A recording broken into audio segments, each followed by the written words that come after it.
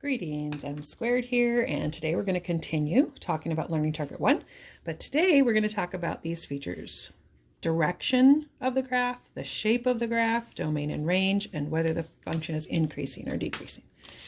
Alrighty, so we're going to start off with A.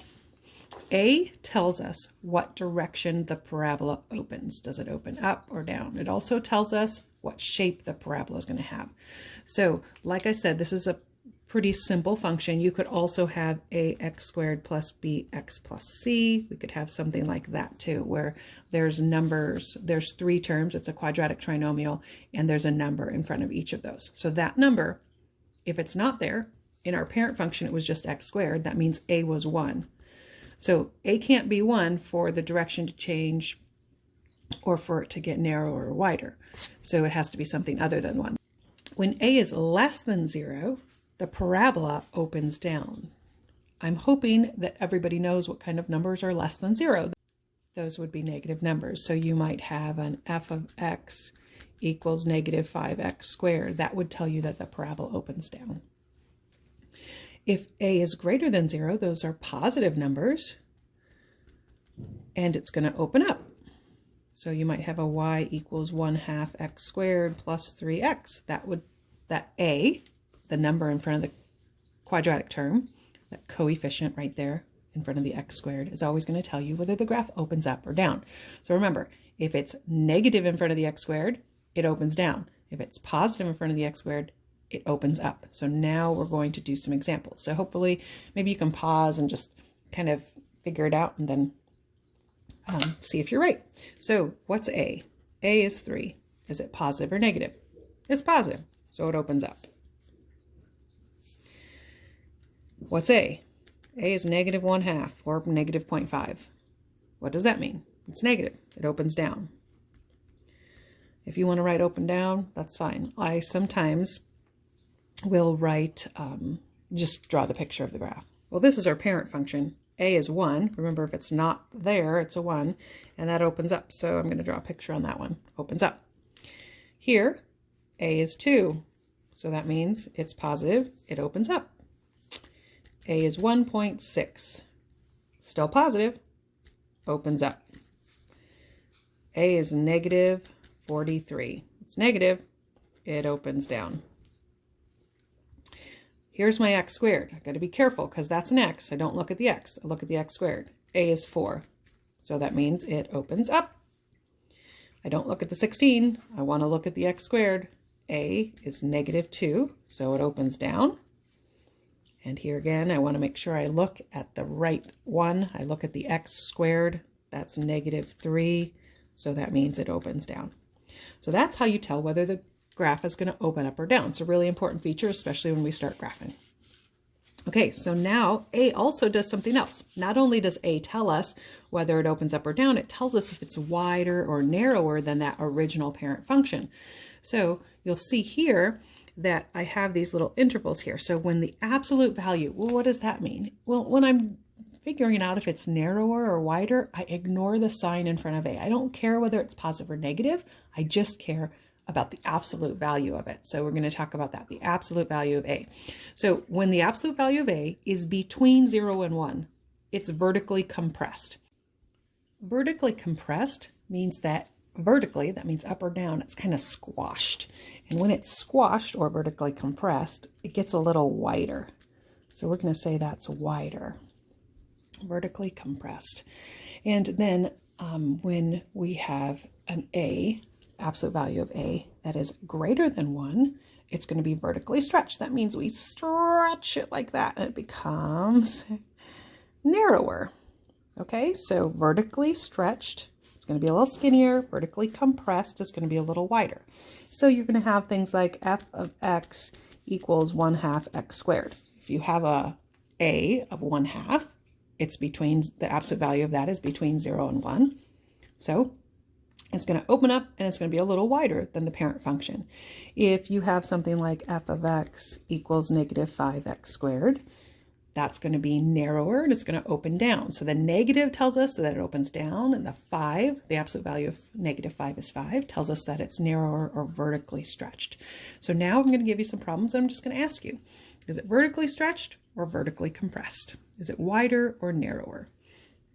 So again, I'm looking at the absolute value of A. So the absolute value of A is 1/4. That's a number between 0 and 1, right? So we know that it's going to be vertically compressed. And I'm just going to put VC for that. If you want to, you can also say narrower. I'm sorry, it's wider. Wider. Vertically compressed would be wider. Okay, so what is the absolute value of A? It's 0.3. That means it's going to be wider, vertically compressed. The absolute value of A here is 1.6. Well, that's definitely bigger than 1 because it says 1 point something. So we know that that's narrower or vertically stretched. Okay, our absolute value of A here is 12, definitely bigger than 1. So we know, again, it's vertically stretched. Here it's 2/7. Well, 7/7 is 1, so 2/7 is definitely smaller than that. So we know that it's vertically compressed. And here we got -5/2. So it's the absolute value would be 5/2. Well, 2/2 is 1, and 5/2 is definitely bigger than 2/2. So we know that that's a vertically stretched because it's bigger than 1. So that's how you tell whether the graph is narrower or wider. So we now know that A does two things. A tells us whether the graph opens up or down. It also tells us whether it's vertically stretched or vertically compressed. Okay, a couple more things we have to know about some features about the parabola or the quadratic function, and that is domain and range.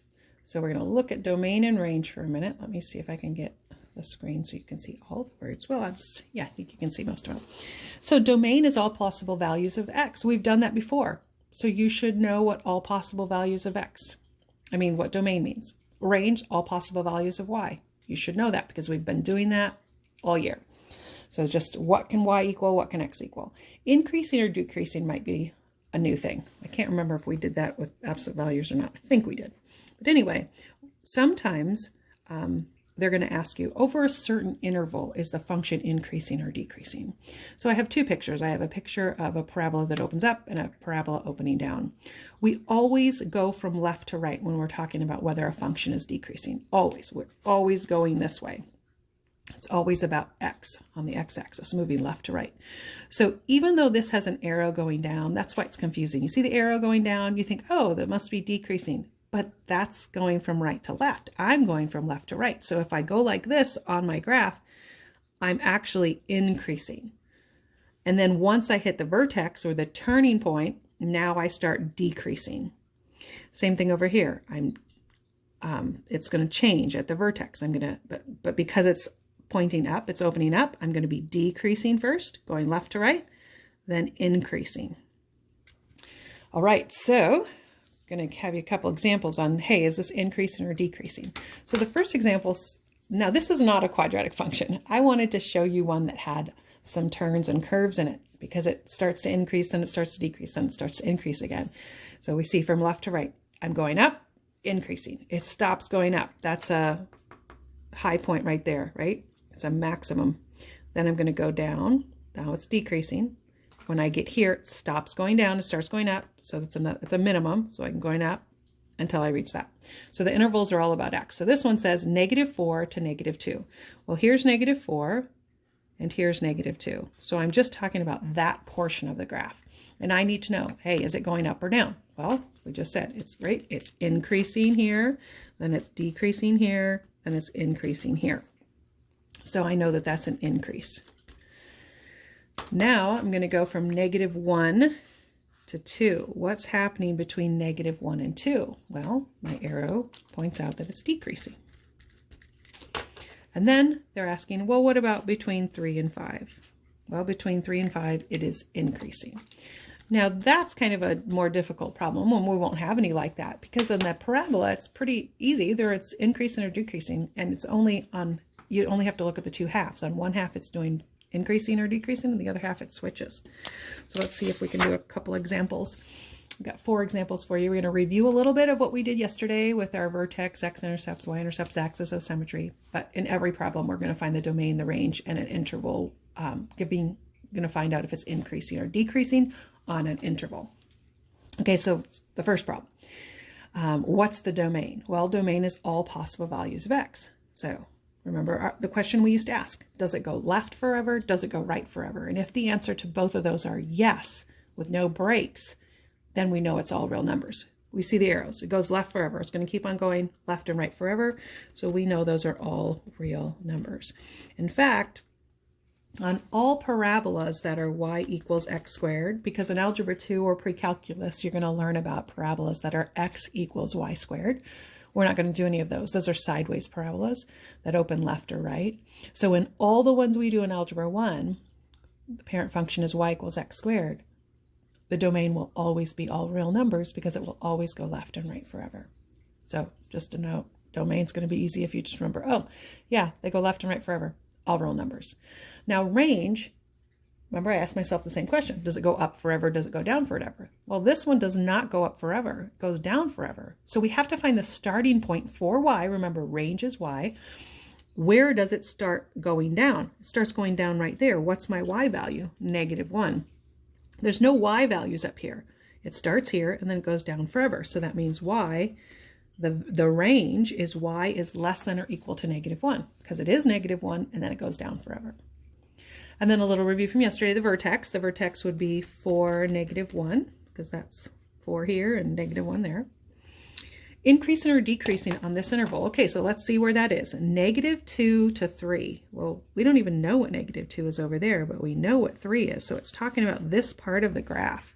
It's okay if that -2 isn't in there. We still know that it's going to continue the same as it started. It's not going to do anything weird because it's a quadratic function. So if I'm going left to right and I hit that graph, am I going up or down? I'm going up. So that means I'm increasing. You know, we could have just circled that, I guess, increasing on that interval. Okay, next one. Domain. Remember what I said. It's going left and right forever. All y equals x squareds will be that way, so we know it's all real numbers. You can put ARN for all real numbers if you want. Now we know the range. The range is going up forever. It is definitely not going down forever. So we've got to find the y value that it starts. Well, that point right there, the vertex, is -3, 4. -3, 4.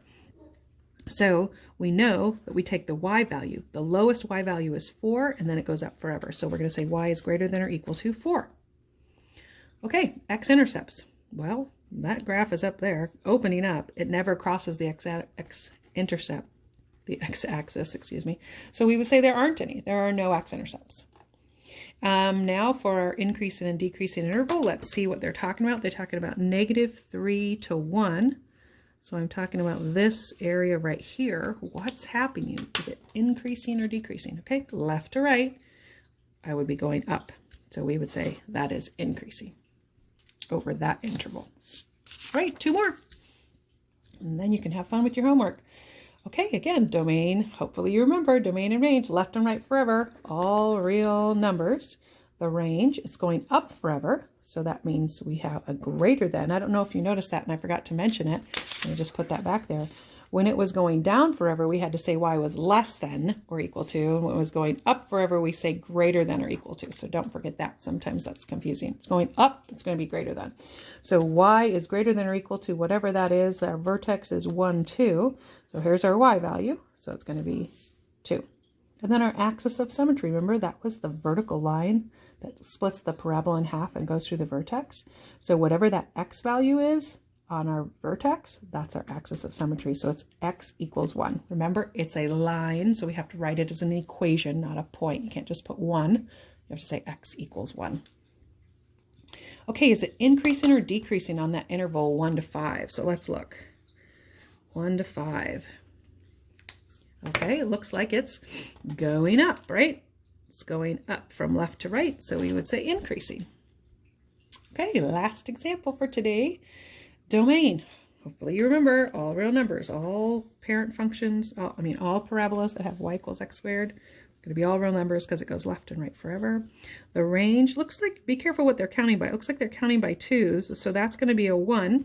So the lowest It's going to be less than because it goes down forever, but it looks like a -1 there.